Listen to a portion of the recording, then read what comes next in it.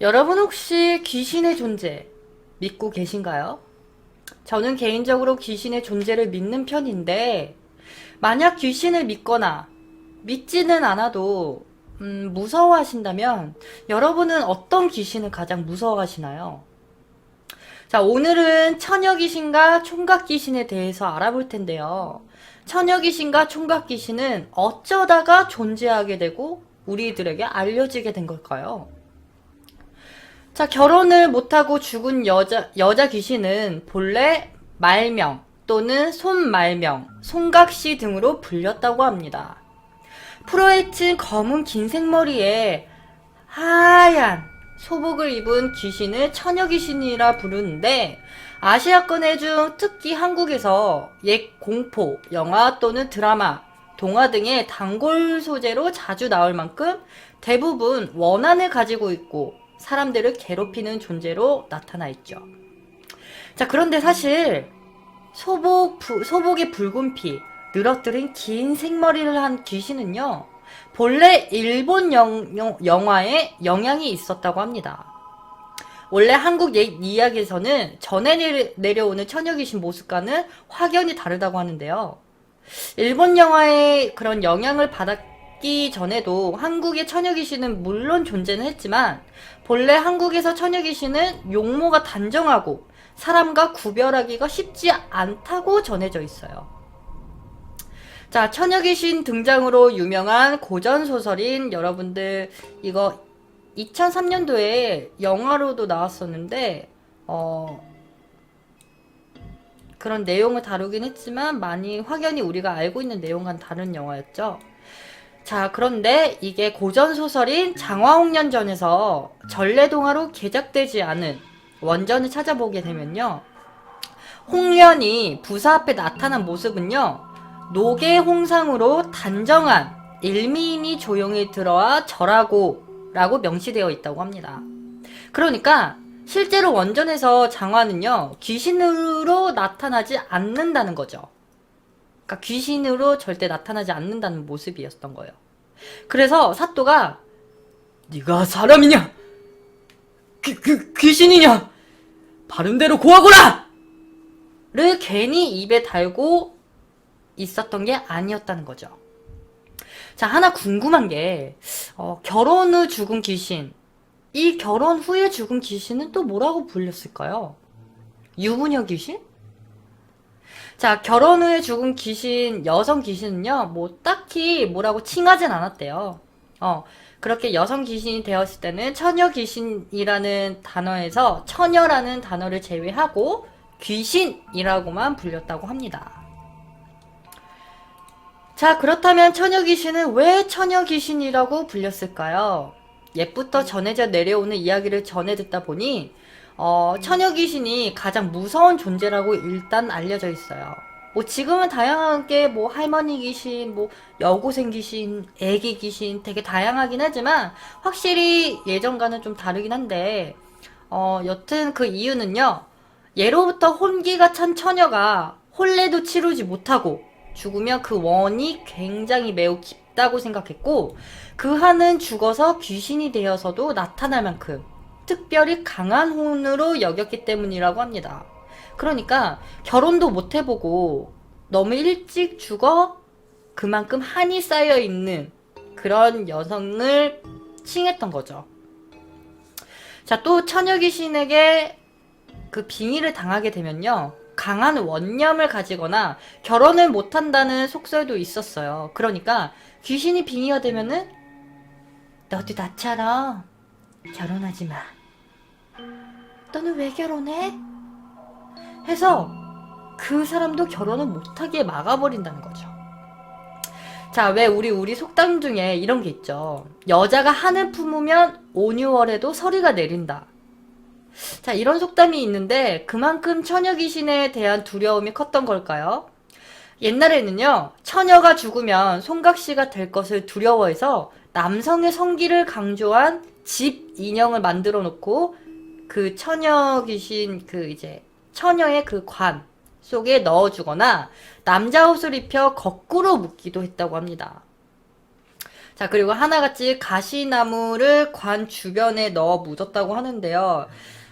이거를 관 주변에 넣은 이유는 저는 잘 모르겠지만, 아마, 이렇게 하면은 쉽게 나오지 못할 거다라는 생각 때문에 그렇게 했던 건 아닐까요?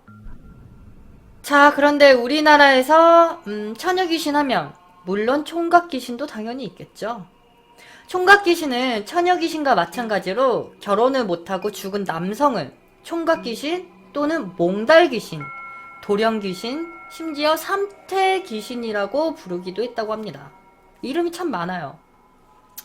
자, 보통 총각귀신의 한을 풀어주는 방법이 제대로 명시되어 있진 않지만 옛 조선조 황진이에 관한 일화에서 한 가지를 말씀을 드리자면은 황진이가 예전에 정말 미인으로 알려져 있는 거 여러분들 다 아시죠?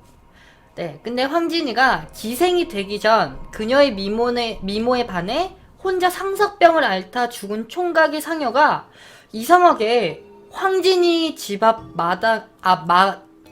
땅에 붙어서 떨어지지가 않는 거야. 그러니까 그 수많은 남자들이 들고 이렇게 어기어찌 하고 했는데 갑자기 땅에 딱 꺼지더니 이게 꼼짝도 안 하는 거야. 그 관이. 그 남자들은 계속해서 관을 들려고 했는데 꼼짝도 하지 않자 이를 발견한 황진이가 있어 보시게 라고 하더니 자신의 속점삼, 그 속저고리를 이렇게 얹어주면서 나의 속점삼일세. 이승에서 우리 인연은 닿지 못했지만 저승에서 만난다면 나를 맞이해주게나 라는 위로의 말을 건네자 갑자기 거짓말처럼 상여가 번쩍 들어졌다고 합니다. 자, 황진이 일하는 죽은 총각이 혼도 치르지 못하고 상사병으로 이제 원을 품고 죽었기에 황진이 집 앞에서 착지했다는 건데 이 일화로 총각귀신 또한 처녀귀신처럼 산 사람을 괴롭힐 수 있다고 여겨졌었죠. 자, 우리 지금 총각귀신, 처녀귀신을 지금 얘기하고 있었어요. 그쵸? 그러면은 총각, 처녀 뭐가 생각나죠? 결혼식이 생각나죠? 자, 이렇게 총각귀신과 처녀귀신이 이렇게 나오고 나서 생겨난 게 무엇이냐? 바로 영혼 결혼식 또는 사혼식이라고 불리는 하나의 미신이자 풍습이라고 볼 수가 있는데요. 자, 이렇게 치르는 방법은 일단 무당을 불러서 구술한 다음에 처녀귀신과 총각귀신의 날짜를 정해서 산 사람과 같은 방식으로 사혼식을 거행하는 것으로 알려져 있습니다.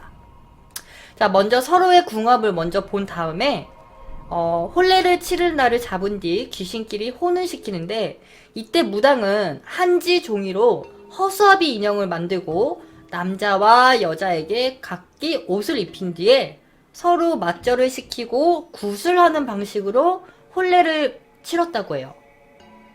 자, 그렇게 혼례를 치르고 나면은 신혼방을 하나 꾸며준 다음에 잠자리까지 마련해주고 그렇게 합방을 치르게 한 뒤에 정식 부부로 맞이해주기도 했다고 합니다.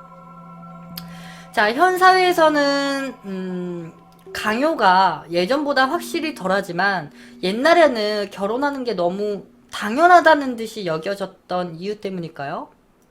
어쩌면 늙어서 노산하거나 쓸쓸히 홀로 죽기 전에 얼른 결혼해서 자식 낳고 행복하게 잘 사는 모습을 보고 싶어하는 옛 어르신들이 만든 미신이 아닐까 싶기도 하는데요. 자, 그렇다면 여러분들